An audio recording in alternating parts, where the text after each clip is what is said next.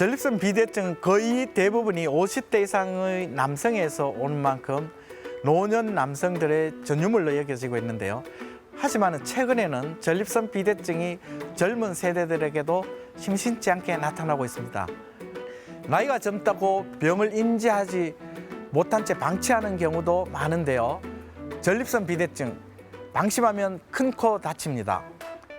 안녕하세요. 비뇨의학과 전문의 배한규 원장입니다. 치료하지 않고 방치한다면 어떤 문제가 생길까요? 커진 전립선에 의한 여러 증상들이 있음에도 조기에 치료하지 않고 방치했을 경우에는 소변이 너무 오랫동안 방광에 잔류해 있음으로 해서 요로 감염이나 방광 결석이 생길 수도 있고요. 배뇨 시에 과도한 긴장이나 혈뇨나 급성 요폐가 발생할 수도 있습니다. 시간이 지나면서 소변이 방광에서 신장으로 역류함으로써 신장 기능의 손상을 초래할 수도 있습니다. 집중 관찰하면서 적극적인 치료가 필요한지 살피는 대기요법은요, 기간이 아주 중요한 문제인데 가장 중요한 것은 증상의 정도입니다. 우선 증상이 경미해야 하고 전립선 암과 같은 다른 질환과 감별이 되어 있어야 합니다. 커진 전립선으로 인해서 상부 요로기관, 즉 방광이나 신장 기능에 손상을 주지 않아야 합니다. 이러한 판단을 위해서는 반드시 전문의와 상의가 필요합니다.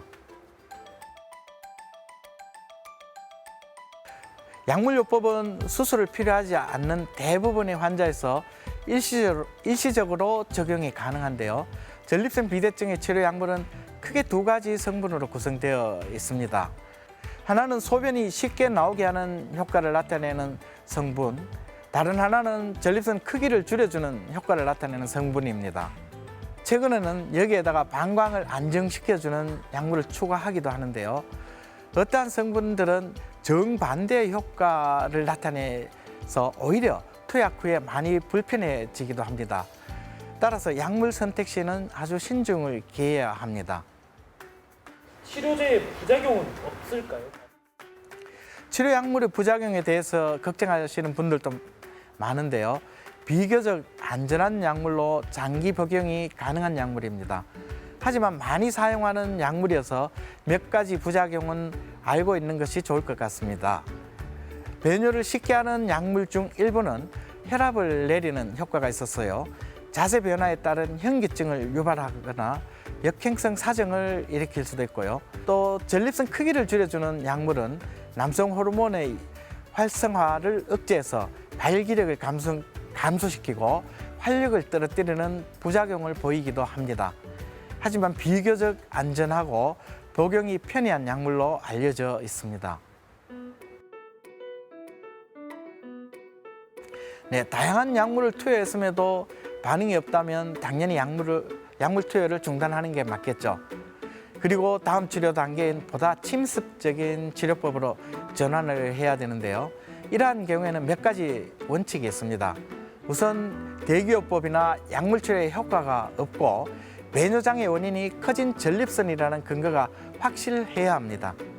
전립선이 커진 정도가 심하더라도 요도나 방광 입구의 폐쇄가 없고 배뇨장의 원인이 방광 기능의 약화와 같은 다른 요인이 의심된다면 수술은 보류되어야 합니다. 전체적인 전립선의 용적이 크지 않더라도 전립선이 소변의 흐름을 직접 막고 있거나 방광내로 돌출이 심해서 방광 자극이 아주 심하다면 수술의 적응증이 됩니다. 수술의 선택은 전립선 크기뿐만 아니고 동반된 질환도 고려해서 결정해야 합니다. 거의 모든 수술이 피부 절개 없이 요도를 통한 내시경 수술에 의존하고 있습니다. 척추 마취가 가능하다면 내시경으로 전립선을 절제하고 하루 정도 입원을 요하는 경요도 내시경적 전립선 절제술을 시행하고 있었어요. 척추 마취가 가능할 정도의 건강 상태라면 수술이 가능하다고 봅니다. 그렇지만 척추 마취도 힘들 정도로 전신 상태가 좋지 않거나 전립선 비대가 심하지 않고 가벼운 수술로도 가능하다면 이럴 때는 전립선 결찰술을 시행하는데요. 이 경우에는 국소 마취도 가능하고 입원도 필요 없습니다. 합병증이 없는 수술은 없겠죠. 그렇지만 전립선 비대증 수술 후 합병증은 비교적 적은 편입니다. 가장 많은 합병증은 역행성 사정과 요실금을 들 수 있는데요. 절제한 전립선 조직이 많을수록 역행성 사정은 피할 수 없지만은 수술 술기만 좋다면요, 요실금은 피할 수 있습니다. 합병증만 고려한다면 배뇨 개선의 효과는 조금 떨어지지만요, 비교적 덜 침습적인 전립선 결찰술을 선택하는 것도 좋은 방법이 아닌가 생각합니다.